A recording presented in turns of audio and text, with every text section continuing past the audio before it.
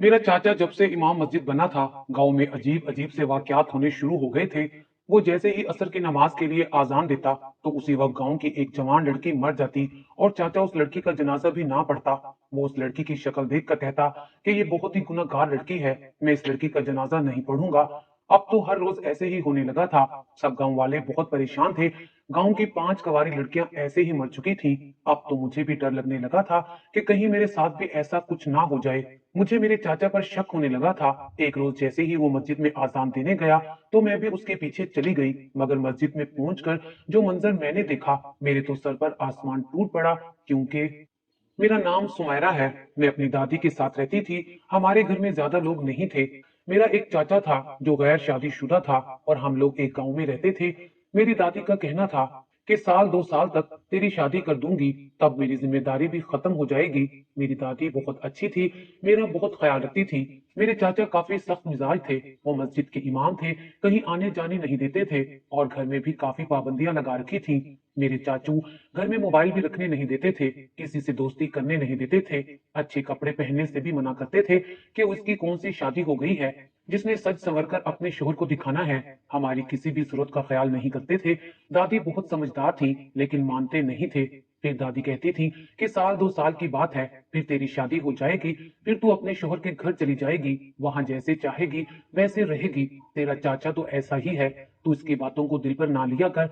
वैसे ये अलग बात है कि मेरे चाचा को इमाम मस्जिद का काम मिले हुए 1 महीना ही हुआ था। इससे पहले भी वो मौलवी थे, लेकिन सिर्फ अपनी हद तक। उन्होंने घर में ऐसी बातें कर करके मेरी दादी को भी अच्छी तरह बता दिया था। मेरी दादी दोपहर के वक्त किसी काम को हाथ नहीं लगाने देती थी। वो कहती थी कि सख्त गर्मी में तुम कोई काम ना करो, बस अपने कमरे में कुछ देर आराम किया करो। बेशक सो जाना, लेकिन नमाज से पहले उठ जाया करना। ये वो टाइम होता है जिसमें गांव में भी ज्यादातर लोग नजर नहीं आते थे।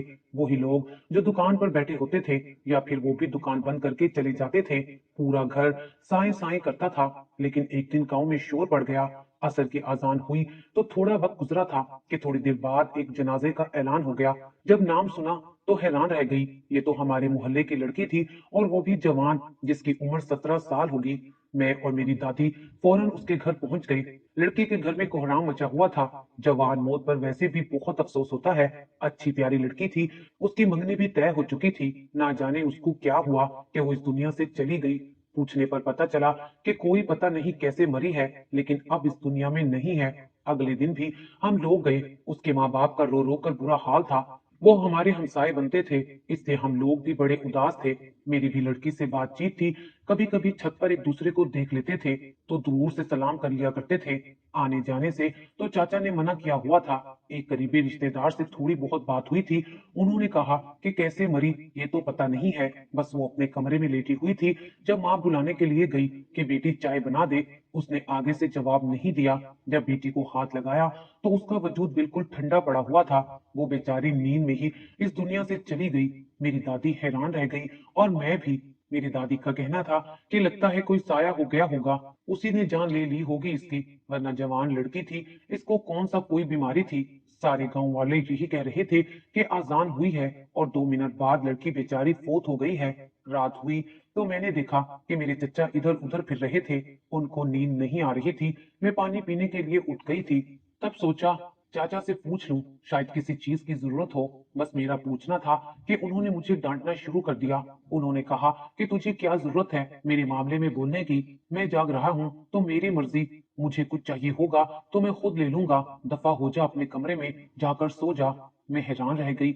मैंने कहा कि मैंने क्या किया था, मैंने तो सिर्फ पूछा था। मुझे वैसे अपने चचा से बड़ा डर लगता था। मेरी आंखों में आंसू आ गए। मैं अपने कमरे में सो गई, और सुबह किसी को ये बात भी नहीं बताई।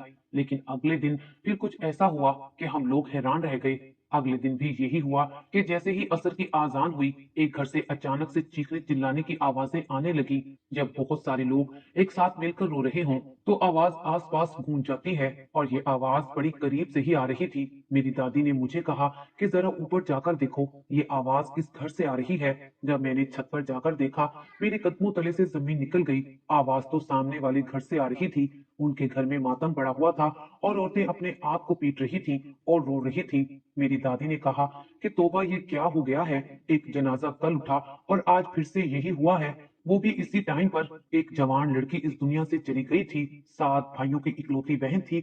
उसके माँ बाप ने उसे बड़ी मन्नतों मुरादों से मांगा था। उसके बाप को बेटी का बहुत शौक था। बाप तो बेचारा सख्ते में चारपाई पर पड़ा था और माँ का भी रो रो कर बुरा हाल हो रहा था। मेरी आंखों में भी आंसू आ गए थे। ये लड़की तो मेरी जितनी थी। हम लोग स्कूल में साथ पढ़ा करते थे। लड़की को देखकर ऐसा लगता था कि जैसे सो रही है। ना उसके जिस्म पर कोई निशान था और ना ही उसे देखकर लगता था कि वो बीमार रही होगी। बेचारी के माँ बाप बहुत रो रहे थे। मेरा तो वहां बैठकर दिल ही खराब होने लगा। मैंने दादी से कहा कि अपने घर चलते हैं। हम उनके लिए वैसे भी कुछ नहीं कर सकते थे। घर आए तो मेरी दादी ने मेरे चाचू को कहा कि पास वाले जमाल की जवान बेटी बेचारी इस दुनिया से गुजर गई है। तू जरा उनके घर चला जा। हम साए हैं, कोई काम होगा तो कर लेना। उसने कहा कि मेरा तो आजान का टाइम होने वाला है। वैसे भी मैं क्या कर सकता हूँ। उनके 7 जवान बेटे हैं जो मिलजुल कर सारे काम कर लेंगे। उन्होंने मुझे नमाज जनाजा के लिए बुलाया था और मैंने जनाजा पढ़ने के लिए भी इनकार कर दिया है। मेरी दादी गुस्से में आ गई और बोली, तू किस तरह का इंसान है। नमाज जनाजा पढ़ाना तो नेकी का काम है और तूने इनकार कर दिया। तब मेरे चाचा का कहना था कि वो लड़की बहुत गुनहगार थी। मैं उसका जनाजा नहीं पढ़ा सकता और ना ही बता सकता हूँ कि वो क्या करती थी। मेरी दादी ने कहा कि किस तरह की बातें कर रहा है। अल्लाह का नाम लेता है, अल्लाह की मस्जिद में आजान देता है। तेरा दिल इतना सख्त क्यों है। बेचारों की जवान बेटी मर गई है और तू उस पर इल्जाम लगा रहा है। तेरे दिल में जरा सा भी दुख नहीं आया। उसने कहा, मेरे दिल में कौन सा दुख है। अच्छा हुआ मर गई है। उसके बाद मेरा चाचू घर से निकल गया और मगरिब की आजान देने चला गया। अगले दिन भी हम लोग उनके घर गए थे। हम लोग उनके लिए कुछ नहीं कर सकते थे, लेकिन घर में थोड़े बहुत काम करते रहे, उनको तसल्ली देते रहे। मेरी दादी बड़ी परेशान थी। रात को बैठी थी तो काफी डरी हुई लग रही थी। मैंने कहा कि क्या बात है। कहने लगी कि 2 दिन में 2 जवान लड़कियों के जनाजे उठ गए। जरूर कोई ना कोई मसला है। दादी ने कहा कि खुद सोचो, उन दोनों बच्चियों को कुछ भी नहीं था, फिर वो इस दुनिया से कैसे चली गई। कोई ना कोई गड़बड़ जरूर है। मैं ये सुनकर हैरान रह गई, क्योंकि मैं भी तो जवान लड़की थी। मुझे डर लगने लगा था। मैंने कहा कि दादी, कहीं मेरे साथ ऐसा कुछ ना हो जाए। मैं अपनी दादी के गले लग गई और मेरी दादी ने भी मुझे गले लगा लिया था। उन्होंने कहा कि आज से तू मेरे कमरे में सोया कर। मेरे अच्छे वाले बेटे की आखिरी निशानी है। मेरे चाचा घर में आया और उसने हमारी आखिरी बात सुन ली। मेरे चाचा ने कहा, सारा गांव तो पागल हो गया है। मेरे घर वाले तो पागल ना हो। जहां भी जाओ यही बातें हो रही हैं कि 2 दिन में 2 जनाजे उठ गए हैं। कोई ना कोई चक्कर हो सकता है। लड़कियों ने खुदकुशी कर ली होगी। मेरी दादी ने कहा कि एक लड़की तो 7 भाइयों की इकलौती बहन थी, सारे घर की लाडली थी। वो क्यों खुदकुशी करती। और दूसरी लड़की की शादी होने वाली थी, उसने खुदकुशी क्यों करनी थी। मेरे चाचा ने कहा कि अम्मा, तुझे नहीं पता आजकल की लड़कियां क्या करती हैं। आजकल वो हालात नहीं रहे हैं कि लड़कियों को बाहर निकालोगे तो बिगड़ जाएंगी। आजकल तो लड़कियों को घर की 4 दीवारी में रखो तब भी बिगड़ जाती हैं। ये जो फितना मोबाइल हाथ में आ गया है, सारी दुनिया उनके सामने आ जाती है।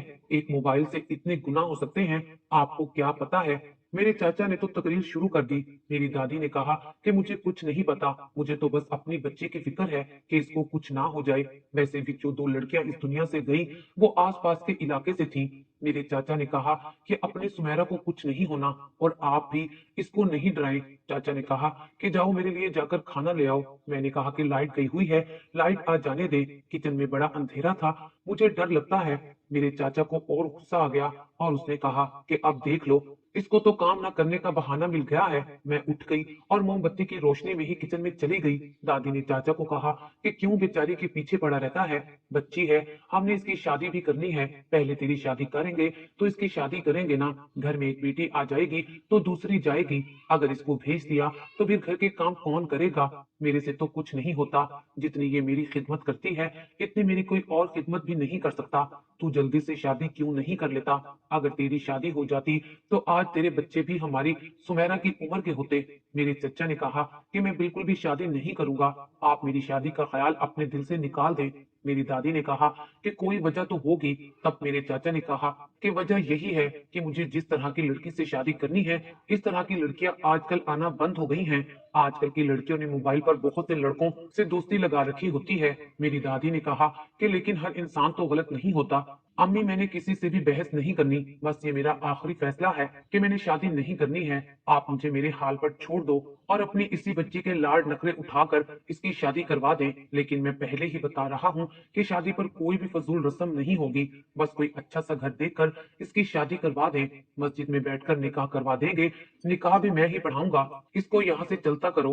और रही बात तेरी, तो सुन ले, तेरे हाथ पैर सलामत हैं, तू अपना ख्याल रख सकती है। और अगर नहीं करनी इसकी शादी तो बेशक ना कर, इसको अपनी खिदमत के लिए रख ले। वैसे भी बड़े भाई ने हमारे लिए क्या किया था? कुछ भी तो नहीं किया था। सारी जिंदगी अपनी बीवी की गुलामी करता रहा है। उसको लेकर एक तरफ हो गया। और फिर ये तो अच्छा हुआ कि उसे इसके लिए सजा मिल गई। मेरी दादी ने कहा कि शर्म कर, भाई और भाभी के मरने पर खुशी का इजहार कर रहा है।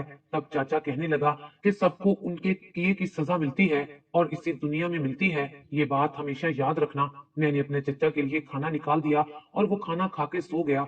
मेरी दादी का कहना था कि ये लड़का तो पागल हो गया है, पता नहीं मैं क्या करूं। मेरा बड़ा बेटा जैसा भी था, बुरा नहीं था। अगर अपनी बीवी के हक में अच्छा था तो इसमें क्या बुराई थी? मेरी दादी मुझे मेरी अम्मी अब्बू की बातें सुनाती रहती थी। वो कहती थी कि तेरी अम्मी और अब्बू बहुत अच्छे थे।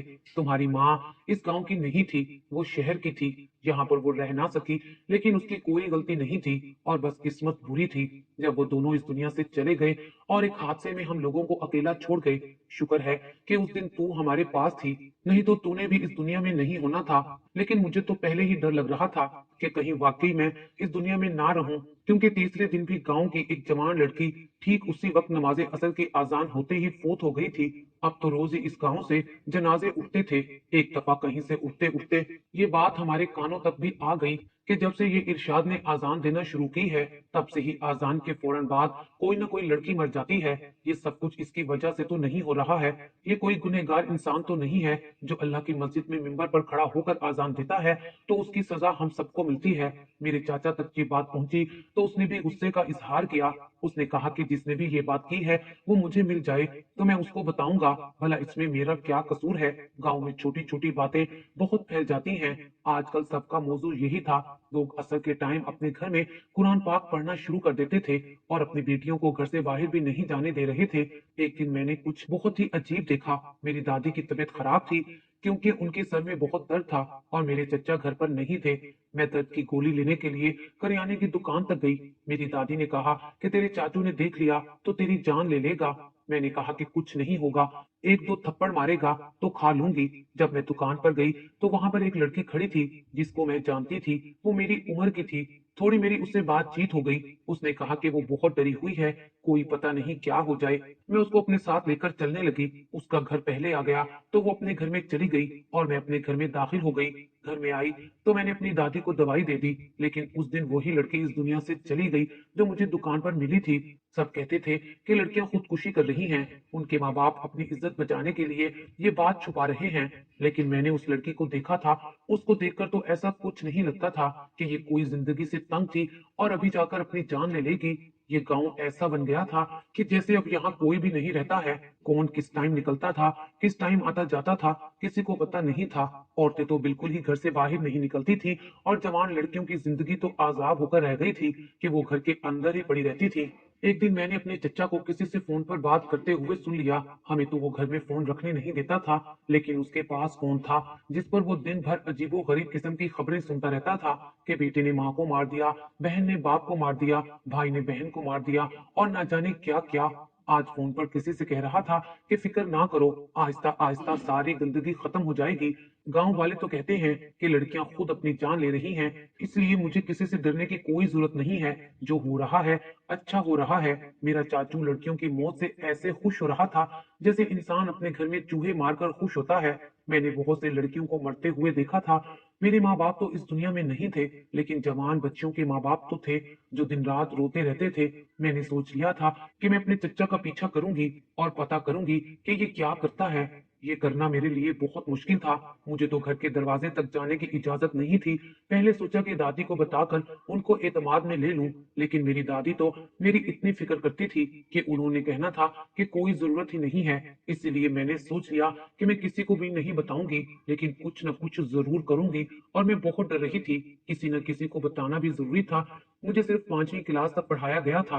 मैं अपने स्कूल के प्रिंसिपल के पास चली गई, जो मुझे बेटी कहते थे। वो सारी लड़कियों से बहुत शफकत से पेश आते थे। मैंने उनको जाकर सारा मामला बता दिया। उन्होंने कहा कि बेटा, तुम्हें शक हो रहा है? मैंने कहा कि जी हाँ, मुझे शक हो रहा है। मैं ये शक दूर करना चाहती हूँ। मैं चाहती हूँ कि कल को अगर मुझ पर कोई इल्जाम लगे तो आप मेरा साथ दें। आप इस गांव के बड़े हैं, पढ़े लिखे हैं, स्कूल चलाते हैं, लोग आपकी बात मानते हैं। उन्होंने कहा कि तुम फिक्र नहीं करो, तुम्हें जो भी करना है तुम करो और सबूत लेकर आओ। उसके बाद मेरा एक पुलिस वाला जाने वाला है, मैं उसको भी बुला लूंगा। वो हमारी हर तरह से मदद करेगा। मैं अपने चाचा का पीछा करती रही। पूरा दिन तो उसने ऐसा कुछ भी नहीं किया, लेकिन जब असर का वक्त हुआ तो वो मस्जिद से चला गया। मैं उनके पीछे थी। डर की वजह से कोई भी घर से नहीं निकल रहा था। मस्जिद बिल्कुल वीरान पड़ी थी। चाचा किसी को फोन करने लगा और उसको कहा कि फलां मकान नंबर है और इस तरफ से रास्ता जाता है, वहां पर चली जाओ। गली में बाहर की तरफ खुलती है। इस टाइम वो सो रही होगी, वहां से अंदर दाखिल हो जाना। खिड़की का ताला मैंने पहले ही तोड़ दिया है और काम खत्म करके वापस आ जाना। मैं हैरान रह गई कि उसके बाद चाचा अजान देने की तैयारी करने लगे, वजू करने लगे। इसका मतलब ये कि वो किसी और के हाथों किसी लड़की को मरवाने वाला था। मैंने सुन लिया था। मैं उस घर की तरफ भाग उठी और रास्ते में प्रिंसिपल साहब को भी बता दिया। जब हम कमरे में पहुंचे तो सामने का मंजर देखकर हैरान रह गए। एक आदमी उस लड़की को मारने की कोशिश कर रहा था। उसके मारने का तरीका बड़ा ही अजीब था। कहते हैं कि इंसान की गर्दन पर एक रग होती है जो इंसान की गर्दन के पीछे की तरफ जाती है। अगर उस पर बहुत जोर से वार किया जाए तो इंसान काफी घंटों के लिए बेहोश हो जाता है, और अगर ज्यादा ही जोर से मारा जाए तो इंसान मर भी सकता है। ये कातिल उसी रग पर वार किया करता था। इतना गांव में किसी को भी इल्म नहीं था, और ये रग गर्दन के बिल्कुल पीछे होती है, जिस पर कोई ध्यान नहीं होता था। हम वक्त पर पहुंच गए और उस लड़की की जान बच गई। हमारे साथ एक पुलिस वाला भी था। उसने फौरन उस आदमी को पकड़ लिया और उसे पुलिस वाले पकड़ कर ले गए। लड़की के बाप को भी सब कुछ बता दिया गया। गांव के मुअज्जिजीन भी इकट्ठे हो गए। सब मेरी बहादुरी की दाद दे रहे थे। थोड़ी देर के बाद पुलिस ने उस आदमी से पूछने के बाद हमें बताया कि ये मेरे चचा का बहुत ही गहरा दोस्त है और यही सब कुछ करता था। वो कहता था कि इन जवान लड़कियों को मारकर हम दोनों को सवाब मिलेगा। जिस लड़की को सबसे पहले मारा गया था वो फोन पर किसी से बात करती थी, उसे पसंद करती थी, उससे शादी करना चाहती थी और वो उसका मंगेतर था। मगर मेरे चाचू को ये बात पसंद नहीं थी कि शादी से पहले दोनों फोन पर बात क्यों करते हैं। इसलिए दूसरी लड़की अपने माँ बाप के साथ बहुत बदतमीजी करती थी और ये बात मेरे चाचू को बहुत नापसंद थी। हम सब हैरान थे कि मेरे चाचू इन सब लड़कियों पर नजर कैसे रख लेते थे। अब मुझे समझ आई कि वो मुझ पर अजीबो गरीब बातें क्यों करता था। चाचू उसी टाइम ये सब करवाता था जब वो नमाजे असर के लिए आजान देने जाता था। पुलिस ने मेरे चाचू को पकड़ लिया। वो मुझे भी जान से मार देना चाहता था, लेकिन अब उसको पकड़ लिया गया था। मेरी दादी का सर भी शर्म से झुक गया था। उन्होंने कहा कि तेरे जैसा बेटा पैदा करने से अच्छा था कि मेरा कोई बेटा ना होता। चाचू को पुलिस पकड़ कर ले गई और बाद में पता चला कि वो नफसियाती मरीज था। पूरा दिन इस तरह की खबरें वगैरह सुनता रहता था, जिसकी वजह से उसका दिमाग खराब हो गया था। उसे औरतों से नफरत थी। वो शादी भी नहीं करना चाहता था। सबने मेरी तारीफ की थी कि तुमने बहुत बहादुरी का काम किया है, नहीं तो ये पागल इंसान न जाने क्या क्या करता रहता। उसके बाद हम लोग बिल्कुल अकेले रह गए थे। मेरे लिए गांव के सबसे अमीर खानदान यानी कि चौधरियों के घर से रिश्ता आ गया। उन्होंने कहा कि ये बहुत बहादुर बच्ची है, इसका हमारे खानदान में होना जरूरी है। कल को इससे हमारी नस्ल पैदा होगी, वो भी बहादुर होगी। और मुझे शोहर के रूप में एक बहुत अच्छा और खूबसूरत इंसान मिल गया। दादी को भी उन्होंने अपने साथ रख लिया। अब हम लोग हवेली में रहते हैं। जब इंसान बहादुरी करता है और किसी की जान बचाता है तो उसे इनाम जरूर मिलता है, और मेरे लिए तो यही इनाम था कि मेरी सारी जिंदगी एक अच्छे खानदान में गुजरने वाली थी। मेरे चाचू को उम्र कैद की सजा हो गई थी और जेल में उनका इलाज भी चल रहा है।